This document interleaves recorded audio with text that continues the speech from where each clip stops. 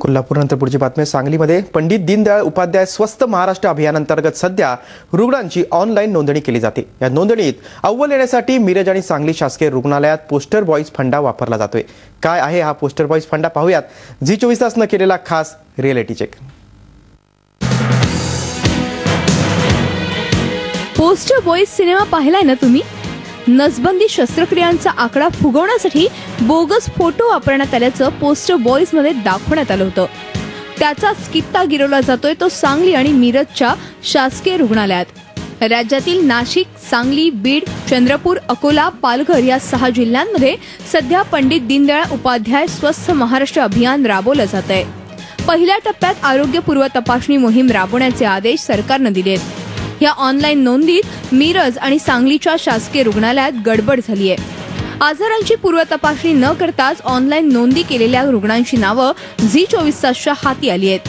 धक्कादायक बाब म्हणजे जुन्या केस पेपरच्या आधारे रुग्णांची आणि चक्क मृतांची नावं देखील त्यात नोंदवण्यात आली आहेत। आरोग्य अभियान राबवलंय, त्यामध्ये माझी मुलगी केव्हा देखील गेलेली नाही आणि परत तुमचे ते शासकीय कर्मचारी किंवा त्या हॉस्पिटलचे कर्मचारी कोणीही सुद्धा आमच्या घरापर्यंत आलेले नाही। तर हे सगळं माझ्या मुलीचं त्यामध्ये नाव आलेलं आहे आणि हे कंप्लीट चुकीचं आहे। आणि सरकारनं शासनाने एवढी भारी गोरगरिबांसाठी सेवा केलेली आहे की त्यात सगळ्यांना फायदा व्हावा, ते न होता याने माझ्या मुलीचं नाव घातलेलं आहे त्याच्यामध्ये आणि मनचाच कारभार चालू केलेला आहे।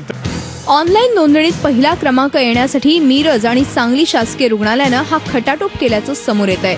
या अभियानात सांगलीनं नाशिक आणि बीडलाही मागे टाकलंय।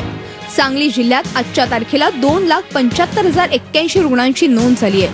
त्यापैकी मिरजमध्ये 1,89,114 आणि सांगलीत 55,314 रुग्णांची नोंद झाली आहे।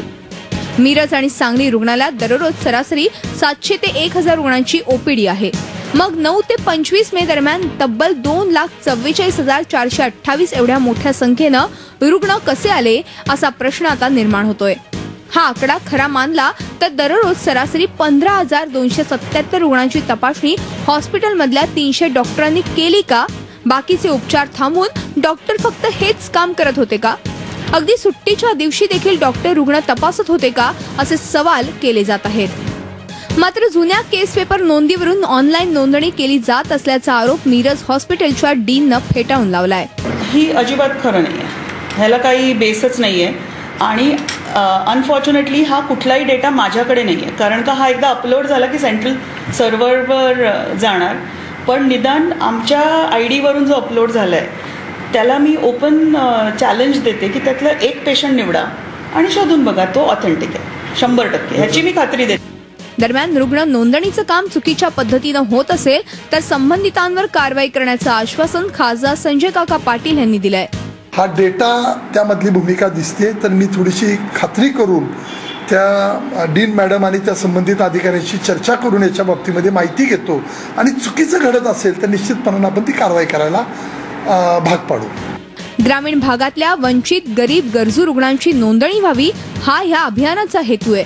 मात्र ह्याच मूळ उद्देशाला हरताळ फासला जातोय। ऑनलाईन नोंदणीत नंबर 1 होण्यापेक्षा दवाखान्यात आलेल्या रुग्णांची योग्य तपासणी होणं गरजेचं नाही का? रवींद्र कांबळेसह bureau report, Zee media, Sangli.